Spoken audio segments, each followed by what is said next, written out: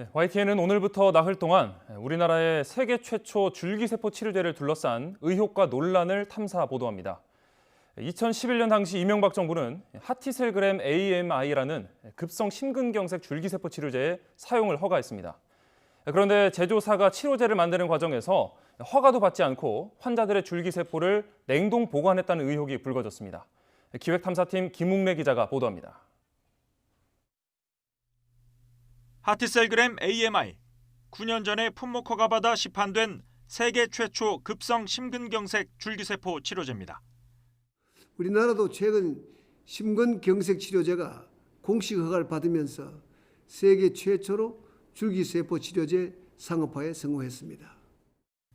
하티셀그램 AMI는 급성 심근경색 환자의 골수에서 얻어낸 중간엽 줄기세포로 만들어집니다.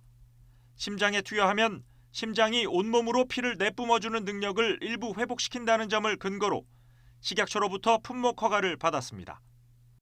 그런데 제조사인 파미셀이 허가 내용과는 달리 줄기세포를 얼렸다가 녹여 치료제를 만들었다는 의혹이 제기됐습니다. 냉동 프로세스가 중간에 저희가 보았을 때는 없어 보이는데 냉동에 대한 부분은 왜 여쭈시는 걸까요? YTN이 확보한 환자 관리 일지입니다. 영업사원이 작성한 건데 냉동 보관, 이른바 줄기세포 뱅킹을 하고 수년 뒤 치료제를 투약한 환자가 상당수 있습니다. 그 사람들은 언제든지 와서 맞으려고 그러면 해줘야 돼요. 우리가 그렇게 모집을 했고 회사에서도 그렇게 지시를 했고.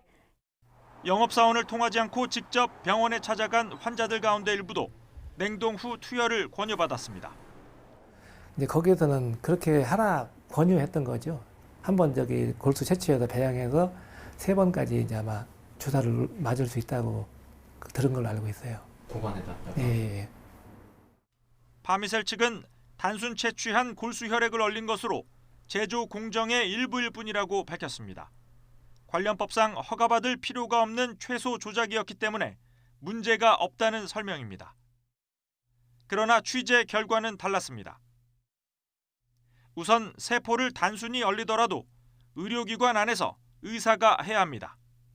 의료기관을 벗어나면 아무리 최소 조작이라도 허가를 받아야 한다는 뜻으로 이건 약사법 관련 규정에 명시돼 있고 식약처도 수차례 밝혀온 내용입니다.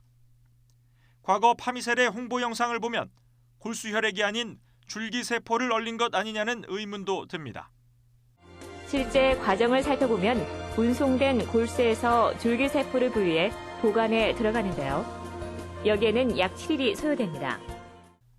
골수 혈액에서 분리한 단핵세포를 배양해 줄기세포를 얻어내는데 일주일 정도 걸리는 점을 감안하면 단순 채취한 골수 혈액이 아니라 줄기세포를 얼리는 것으로 의심할 수 있습니다.